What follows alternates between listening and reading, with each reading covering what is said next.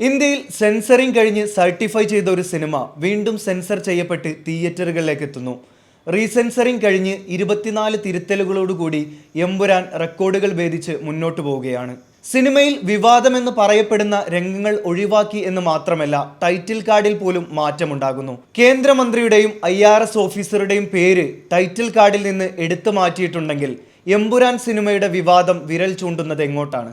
സിനിമയിൽ തിരുത്തലുകൾ വരുത്തിയത് ആരെയും ഭയന്നിട്ടോ ആരുടെയും സമ്മർദ്ദം മൂലമല്ല, സിനിമയിലെ എല്ലാ പ്രധാനപ്പെട്ട അണിയറ പ്രവർത്തകരും ചേർന്നെടുത്ത തീരുമാനമെന്നാണ് സിനിമയുടെ പ്രൊഡ്യൂസർ ആന്റണി പെരുമ്പാവൂർ പറഞ്ഞിട്ടുണ്ടായിരുന്നത്.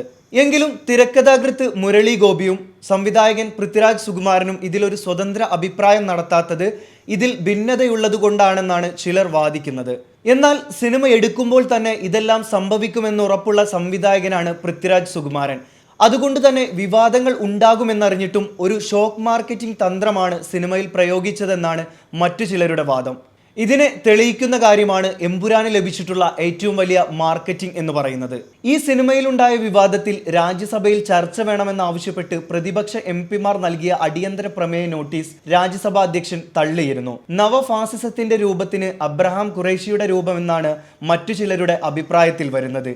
ഒരു ഭരണ സംവിധാനത്തിനോ അല്ലെങ്കിൽ ഒരു രാഷ്ട്രീയ പാർട്ടിക്കോ എതിരാണ് സിനിമ എന്ന് തോന്നിയാൽ അധികാരികൾ പറയാതെ, അതോറിറ്റിയുടെ ആജ്ഞതയില്ലാതെ തന്നെ സിനിമയിൽ നിങ്ങൾ തിരുത്തലുകൾ നടത്തേണ്ടി വരും. അതിന് പിന്നിലുള്ള ശക്തിയെ പല രീതിയിൽ വ്യാഖ്യാനിക്കേണ്ടിയും വന്നേക്കാം. എന്നാൽ ചിത്രത്തിന്റെ എഡിറ്റിന് ശേഷം എന്തെല്ലാം മാറ്റങ്ങൾ വരുത്തി, എന്തൊക്കെയാണ് മാറ്റിയത് എന്ന് മാധ്യമങ്ങളിലൂടെയും മറ്റും പകൽ പോലെ വ്യക്തവുമാണ്.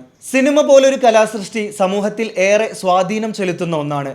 സിനിമ കൊണ്ട് അധികാരത്തിലെത്തിയവരും അധികാരത്തിൽ നിന്ന് പുറത്താക്കപ്പെട്ടവരുമുണ്ട്.